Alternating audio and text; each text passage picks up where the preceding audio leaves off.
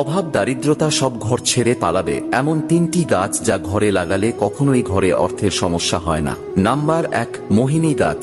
মোহিনী গাছ বা ক্র্যাসুলা উদ্ভিদকে সম্পদের উদ্ভিদ হিসেবে বিবেচনা করা হয়। এমনটা বিশ্বাস করা হয় যে দেবী লক্ষ্মী নিজেই মোহিনী গাছে বাস করেন, তাই এটি বাড়ির উত্তর পূর্ব দিকে বা বাড়ির মূল প্রবেশদ্বারে রাখলে বাড়িতে কখনো অর্থের অভাব হয় না।